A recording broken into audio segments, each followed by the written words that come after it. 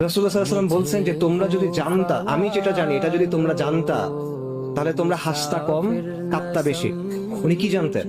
রাসূলুল্লাহ বলছেন, যদি আমি আল্লাহর কাছে দোয়া করতাম যাতে কবরের শব্দ তোমাদেরকে শোনানো হয়, কিন্তু এটাতে এমন হইতে পারে যে তোমরা ভয় পেয়ে কবর দেয়াই বন্ধ করে দিবা, এই জন্য আমি দোয়া করতেছি না। কথা বুঝতে পারছেন? কবরের যে শব্দ, এটা যদি মানুষকে শোনানো হইতো, এটা এত ভয়ঙ্কর যে মানুষ হয়তো ভয়ে আর কাউকে কবরই দিবে না। নবী সাল্লাল্লাহু আলাইহি ওয়াসাল্লাম বলতেছেন, আপনি যখন প্রথম কবরে যাবেন, কবর আপনাকে চাপ দিবে, প্রত্যেকটা মানুষকে কবর চাপ দিবে। নবী সাল্লাল্লাহু আলাইহি ওয়াসাল্লাম বলছেন, কবরে একটা চাপ আছে, যদি কেউ এই চাপ থেকে মুক্তি পেত তাহলে সেটা তো সাদ ইবনে মুআজ রাদিয়াল্লাহু আনহু। কিন্তু সাদ ইবনে মুআজ রাদিয়াল্লাহু আনহু এই চাপ থেকে মুক্তি পান নাই। সাদ ইবনে মুআজ কে? সাদ ইবনে মুআজ রাদিয়াল্লাহু আনহু হলেন ওই ব্যক্তি যার মৃত্যুর পর আর রহমানের আরশ কেঁপে উঠছে।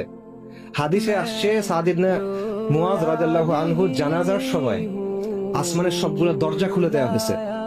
হাদিসে আসছে, সাদ ইবনে মুআজ রাদিয়াল্লাহু আনহুর জানাজার সময় 70,000 ফেরেশতা জানাজায় শরীক হয়েছেন। তাদের মধ্যে এমন ফেরেশতা আছেন যারা ওই দিনের আগে দুনিয়াতে অবতরণ করেন নাই। উনি আওস গোত্রের প্রধান, যিনি শুরু থেকে নবী সাল্লাল্লাহু আলাইহি ওয়াসাল্লামকে সাহায্য করে গেছেন। শহীদ, উনি শহীদ, শাহাদাত পাইছেন। এই ব্যক্তির জন্য কবরের চাপ থেকে মাফ নাই। আল্লাহর ওয়ালি এই ব্যক্তি, তার জন্য কবরের চাপ থেকে মাফ নাই।